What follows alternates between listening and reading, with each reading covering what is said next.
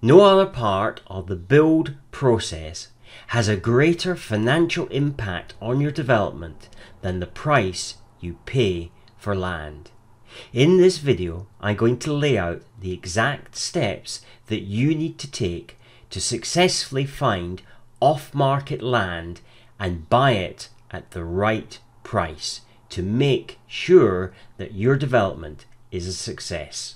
Getting this wrong can cost you tens if not hundreds of thousands of pounds, ranging from single build sites to multi-build developments. There are three phases: detect, detail, deal. This is part of the Build It and Prosper roadmap to building a house. The find it phase is the most important for two reasons. One, until you have land to build upon, you don't have a project. Two, this phase has the greatest financial impact on your development. Yet, I have found people pay lip service to this phase and say things like, "There's a shortage of land in my area. It's too expensive. It sells too quickly." Seems reasonable, doesn't it? Except they're looking in the wrong places. Let me show you the complete process of finding land that is off the market and being able to negotiate a price that makes sure that your project is a success. This is the exact same process we teach our clients to find 90 sites in 90 days. Keep watching.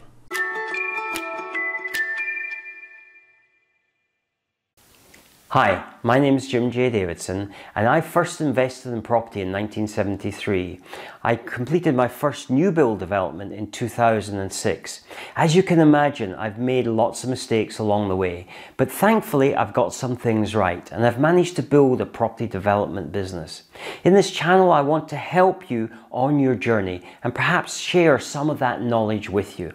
And so through this channel, which I hope you will subscribe to, or through our membership app, which I hope you will join, and incidentally it's free, you can learn a little bit more about building houses and building a property development business. The app is available wherever you get your app from, whether you're on iOS or you have an Android phone, or you can get accesses on desktop, and you'll find a link in the description below. Anyway, I hope you enjoy the rest of this video, and please post your comments in the description below if you have any comments to make. So is it realistic to find 90 sites in 90 days? Yes, it is. In fact, we show our clients a process that allows them to find those initial 90 sites, but then to go on and find new sites each and every week. Therefore, they're building a site pipeline which will fulfill all their future property development needs. So you'll see here the Build It and Prosper roadmap to finding land, broken down into the three phases and the 9 different stages. And we're going to take you through these one by one now and help you understand the process that we've put in place to finding these sites. So the first part is planning. This is because we are going to show you how to find off-market sites. Often these will come without planning. Some of them do come with planning, of course, but you need to really understand the framework that planners work within to make sure that you are looking at suitable sites and not wasting time on sites that would be completely hopeless. So things like, can you build in the countryside? We outline the criteria for that. We outline where you need to be looking, what the parameters are, where they will allow you to build, not allow you to build, what are their criteria, even when you found a piece of land that's on an acceptable piece of land for the planners, what is their criteria that they put in place? In other words, how near can that be to the next building? What are the things such as light issues? Can you be looking over a neighbour? Are you able to look through their windows? In other words, your windows looking through their windows? What's the distance that needs to be between the two that they will accept? So the whole sort of criteria of planning, this is not taking you through the planning process, but giving you the criteria so as that you are intelligently looking at what is hopefully going to be a successful purchase if this particular piece of land that you end up looking at is likely to be a viable prospect. So now it's time to find those 90 sites, and we're going to give you an array of tools to help you in that process. Of course, you can find many more than 90 sites, but we want you to focus initially on finding the first 90 sites, and you will be surprised how quickly you can actually accomplish this, and then you're ready to move on to the next phase. So having found the sites, it's now time to contact the owner. But of course, unlike a physical property, such as a house or a building of any sort, it's not a case of knocking on the door, because land, by its nature, you won't necessarily know who owns that particular piece of property. So we show you how to identify who the owner is, and sometimes that's a bit more difficult than it is in other circumstances. We then show you how to approach the owner, and particularly for people who are introverted, they'll kind of like this process, which allows you to make contact with the owner. And of course, you've got to remember that the owner is not necessarily expecting this approach, because they haven't got this particular piece of land on the market, and so therefore you need to establish at this stage whether they are interested in talking to you about the possibility of you purchasing that piece of land. So it's important you do that at this stage, so that you don't waste time on opportunities that may not work out because the owner is not prepared to sell to you. Having said that, of course, when I say not prepared to sell to you, they're not prepared to sell to you at the moment, and we also incorporate into that how to follow up with them later, because people's circumstances can change, and maybe in the future they might be prepared to sell to you. Assuming the landowner is prepared to sell to you, and of course at this point you haven't negotiated or settled on any price at this stage, you've simply got the indication that they're interested in taking it to the next stage, and through this process you're then going to properly evaluate how much that piece of land is worth to you. And that starts with what we call a GDV assessment, in other words, gross development value. Gross development value is essentially what you are going to sell the buildings on that site for in total. So if it was multiple buildings, let's say 10 houses, what is the cumulative amount of those 10 houses going to be worth when you come to sell them? If it's a single build, of course, it's the same principle, except you're only dealing with one house. And so therefore we take you through exactly the same process that a surveyor will go through to put a valuation, whether they do it on houses or whether they do it on land, because they do, of course, both types of valuations, so that you know what that development is going to produce in terms of your gross revenue. And it's only from there that you're able to work back, working out your costs and working out what you are prepared to pay for that piece of land to make your development a success and profitable. So next we look at the costs of developing that site, and when you initially start this process you are going to set certain defaults. The reason for doing that is it allows you to very quickly assess whether a site has potential or not, and you're then able to discard the ones that really don't work out very quickly, because you don't want to be wasting a lot of time on them, and then only focusing on the ones that look promising and then doing some further investigation. So the sort of things that you need to first of all establish, and an area that a lot of people really struggle with, is how much does it actually cost to build a house or houses. And so therefore we have a framework which allows you to adjust that to regional variations, because the labor rates may be different, so your labor is going to cost a different amount, your materials may be at a different price, your plant hire may be at a different price. So we have a model that allows you then to adjust for your regional variations, therefore giving you a realistic cost of what it is to build that house, and therefore then you look at the other costs associated with a development, such as fees, whether that be legal fees for buying and selling, the fees for actually taking it to planning, so that will involve architect or architectural technician, the various costs, any infrastructure charges that you may be liable for. So you look at all the costs associated with building that property. Once you've fed that into the system, then you only need to slightly tweak them when you start getting serious about a particular proposition. So this allows you to make a very quick assessment on whether a property is viable, and that's the stage we're going to go to next. So now, having used the defaults, you are able to very quickly determine whether this is likely to be a viable site. And if it passes that test, then it's moving on to the next stage within there, which is to carry out a much more detailed viability assessment, because you want to uncover any of the not so obvious costs that may be involved, and this is in part where we use a site checklist, which is very detailed, and we are able to assess what the likely cost implications are there, and see at the end of that process whether the deal still stacks up and whether it's something that we can therefore go on to negotiate.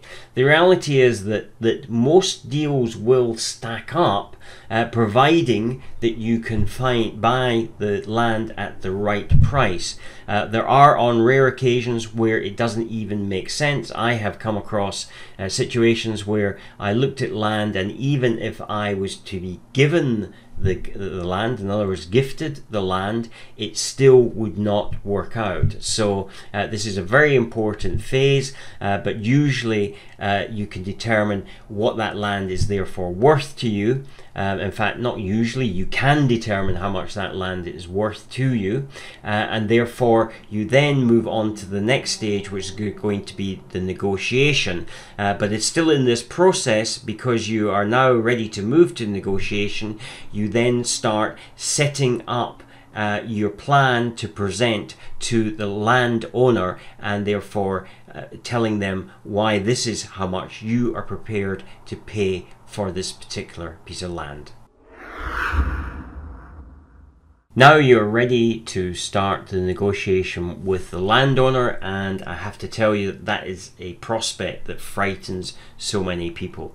I have to be honest, I was never particularly fond of the negotiation stage in finding land, but having developed this process, it actually makes it that much easier. This is what I call the introvert's guide to negotiating, because the way that we actually present it to them makes an awful lot of sense. So there's a lot of logic in there, but we also teach you techniques in order to present it in the right way to guarantee the greatest chance of success.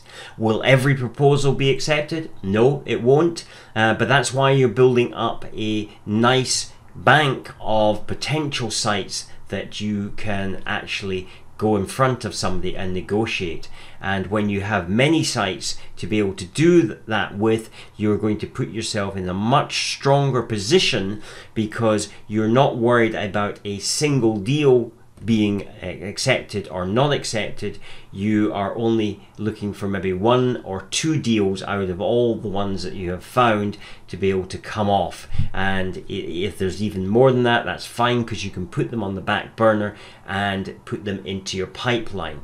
And so once you've completed the successful negotiation, you move to the next stage, which is securing your interest in there. And the beauty of this is that you don't necessarily need to part with any money. With a successful outcome to your negotiations, it's time to protect your interests, and you will do that through various legal agreements. That could be an option on the land, it could be a lockout agreement, it could be a conditional offer. The important thing is, at this stage, probably very little, if any, money will part hands, but you do need to make sure that you protect your interests, and so therefore you will consult with your legal representative to make this absolutely watertight for you, because there's going to be a little bit of expenditure involved now moving forward from this stage, and you don't want that to be to somebody else's benefit as you've done all the hard work.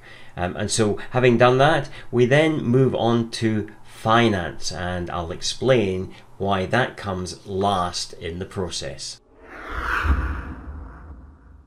Because of this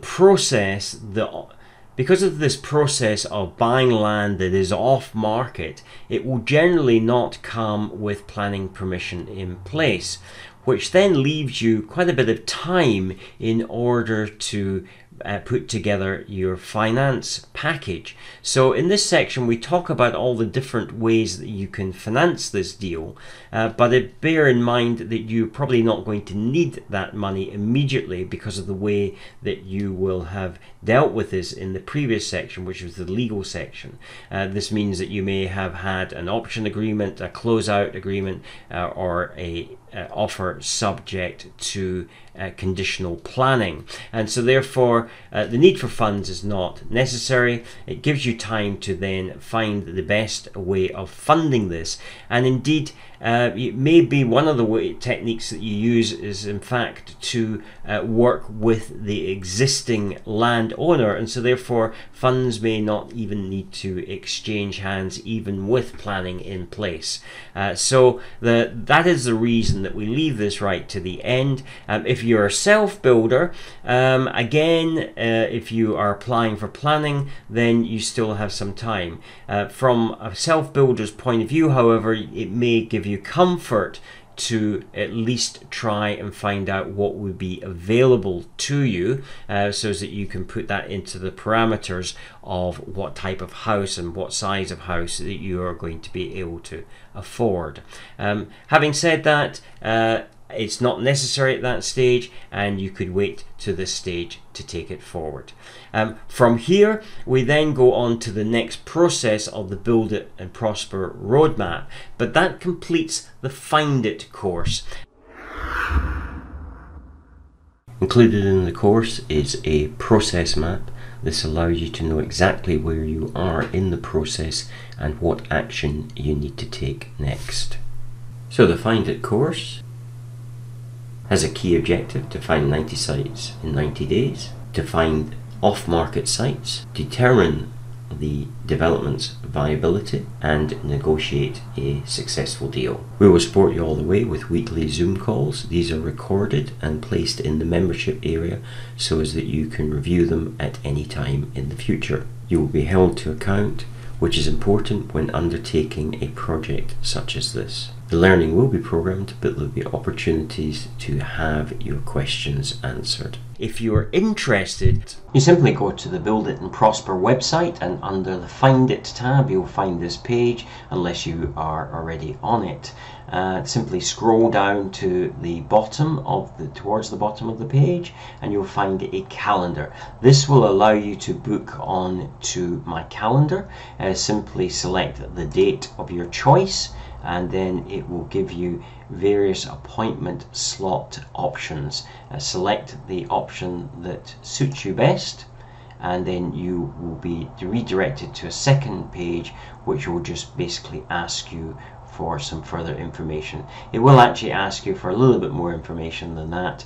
Once you have completed that, just simply agree to our privacy policy, which you can access here, and then just save the information. That will then book you onto our calendar, and we will hold the call by Zoom so that we can go through things. There's two main goals of the session. Is to identify the exact steps that you should be taking to find a site, and the second is to decide if we can help you get there faster and whether this is a good fit for you. Thank you for watching. Subscribe for more videos, then click to watch the next video. Please remember to visit our website at builditandprosper.com, Together app, or click on the button on the YouTube header if you're on desktop.